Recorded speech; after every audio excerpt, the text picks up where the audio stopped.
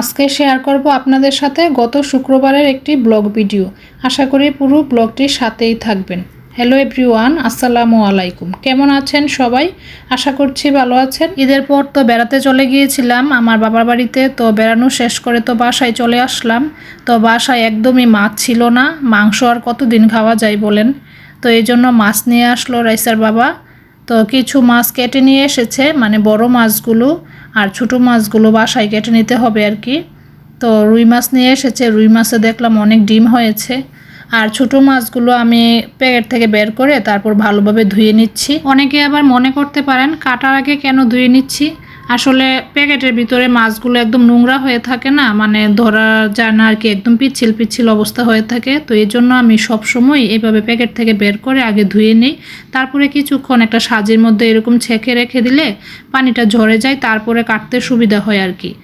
তো এই যে সবগুলো মাছ কেটে নিয়েছি, তো এখন ধুয়ে রেখে দিয়েছি। আর এখন হচ্ছে আমি প্যাকেট করে ফ্রিজে রেখে দিব। আর আজকে রান্নার জন্য মাছ রেখে বাকিগুলো সব ফ্রিজে রেখে দিব আর কি। তো চিন্তা করছি আজকে মাছই রান্না করব বেশি, কারণ হচ্ছে মাছ কাটতে কাটতে তো অনেক সময় লেগে গিয়েছে। তো এখন অন্য কিছু আর রান্না করার সময় নেই। তো এই জন্য আমি মাছই রান্না করব 2-3 পদের। এই যে মাছ নিয়ে নিয়েছি। তো এখানে বড় পাঙ্গাস মাছ নিয়ে এসেছিল। বড় পাঙ্গাস মাছগুলো খেতে কিন্তু ভালোই লাগে। তো আর সাথে হচ্ছে রুই মাছ নিয়ে নিয়েছি। তো পাঙ্গাস মাছ রুই মাছ বোনা করব। আর এদিকে হচ্ছে বাটা মাছ, এগুলো ফ্রাই করব আমি। হলুদ, মরিচ, ধনিয়া আর হচ্ছে আদা রসুন দিয়ে মেখে কিছুক্ষণ রেখে দিব, তারপরে ফ্রাই করে নিব আর কি। তো এখানে তো পাঙ্গাস মাছ আর রুই মাছ একসাথে নিয়ে নিয়েছি। এখন লবণ আর হলুদ মিক্স করে তারপরে আমি এগুলোকে ভেজে নিব। তো এই জন্যই মিশিয়ে নিচ্ছি, এই যে মেশানো হয়ে গিয়েছে। আর এই যে এখানে তো আমি বাটা মাছগুলো মেখে রেখেছি, কারণ এগুলো কিছুক্ষণ মেখে রেখে দিলে ভালো হয়। তো এই জন্য আমি মাখিয়ে রেখে দিয়েছি। আর এখন হচ্ছে আমি ফ্রাই করে নিব। তো একটা ফ্রাই প্যান বসিয়ে তেল দিয়ে দিলাম, আর তেলটা ভালো করে গরম করে নিয়েছি। এখন সবগুলো মাছ দেওয়া হয়ে গিয়েছে। এখন আমি চুলার আঁচটা কমিয়ে দিব আর এইভাবেই ফ্রাই করে নিব। আর পাশের চুলায় আমি রুই মাছগুলো আগে ভেজে নিচ্ছি ভুনা করার জন্য।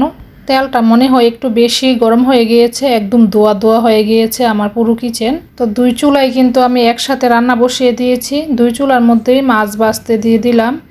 তো ওই পাশে তো আমি দিয়ে রেখেছি বাটা মাছ। তো বাটা মাছগুলো মোটামুটি হয়ে গিয়েছে এক পাশ। তো আমি এখন একটু এপাশ ওপাশ করে দিচ্ছি যাতে ভালোভাবে ভাজা হয়ে যায়। আর এদিকে রুই মাছও হয়ে গিয়েছে এক পাশ ভাজা। তো আমি এগুলো একটু নেড়েচেড়ে দিচ্ছি।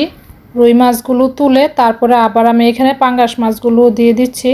পাঙ্গাস মাছগুলো একইভাবে আমি ভেজে নিব, তারপরে আমি রান্না করে নিব। আর আমার কাছে ফ্রিজে না রেখে ফ্রেশ মাছটাই খেতে বেশি ভালো লাগে। ফ্রিজে রাখলে কিন্তু মাছের টেস্টটা নষ্ট হয়ে যায়, তারপরেও আমাদের খেতে হয়। তো এই যে আমি কিন্তু মাছ শুকনা শুকনা করে একদম ভুনা করে নিচ্ছি। এইভাবে ভুনা করে নিলেই বেশি মজা লাগে, মানে মাছের মধ্যে ঝোল থাকলে বেশি খেতে ভালো লাগে না।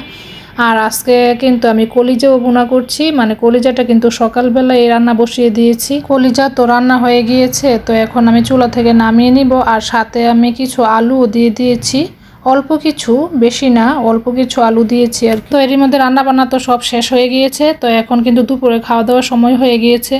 তো টেবিলে সব খাবার দিয়ে দিয়েছি, তো এখন খেয়ে নিবে। আর আমি কিন্তু রান্না করতে করতেই রাইসার বাবা সবজি বাজার থেকে সবজি নিয়ে এসেছিল। তো আমি কিন্তু আর তখন ব্যাগ থেকে বের করতে পারিনি। তো এদেরকে টেবিলে খাবার দিয়ে তারপর আমি ভাবলাম যে সবজিগুলো বের করে নিই, না হলে আবার গরমে সবজিগুলো নষ্ট হয়ে যাবে। তো এই যে কাঁচা সবজিগুলো আমি এখন ফ্রিজে রেখে দিব, আর শুকনা বাজারগুলো তো বাহিরেই থাকবে। তো আজকে ব্লগটি এই পর্যন্তই। সবাই ভালো থাকবেন। আল্লাহ হাফেজ।